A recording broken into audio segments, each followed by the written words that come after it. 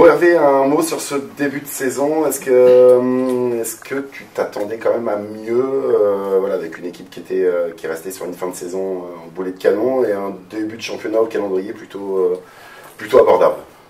Bon, plutôt abordable, c'est vous qui le dites. Après, c'est vrai, sur le terrain, c'est autre chose. Après, c'est sûr que,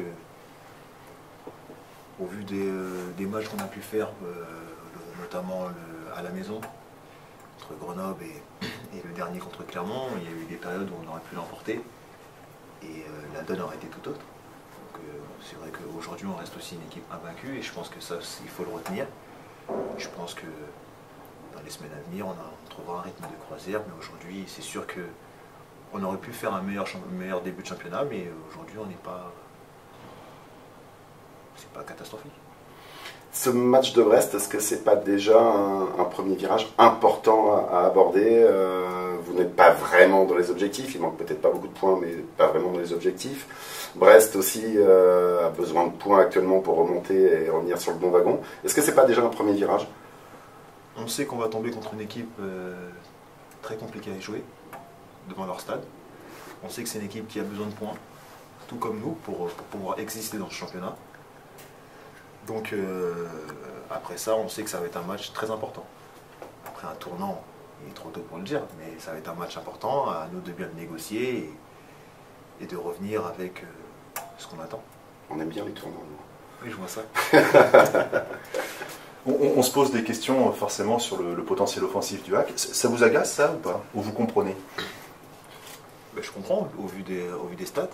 C'est vrai qu'il y a 4 matchs, il n'y a que 2 buts. Donc c'est sûr que ça se comprend. Après c'est sûr que le domaine défensif est plus facile à travailler, donc du moins.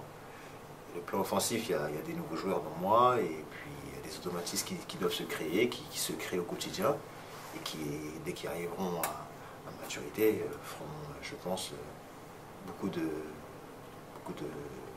dégâts. À titre personnel, comment tu te sens? Tu sors d'une saison où tu n'as pas eu beaucoup l'occasion de t'exprimer avec Caen en 2017-2018. Toi, comment tu te sens? Voilà, t'as faim, t'as très très faim. Physiquement, t'es déjà au niveau, t'as déjà retrouvé le rythme de la compétition?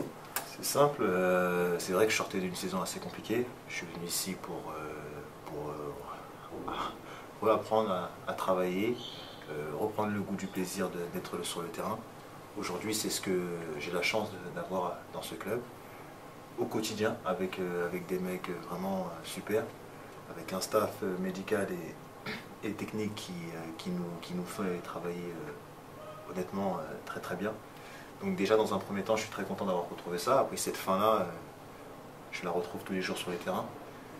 Après toujours, quand ça ne se matérialise pas avec par des résultats, par des buts et par toutes ces choses-là, c'est sûr qu'on a la critique un peu facile. Je parle sur le terme offensif, sur le plan offensif, mais c'est sûr que oui, j'ai très faim.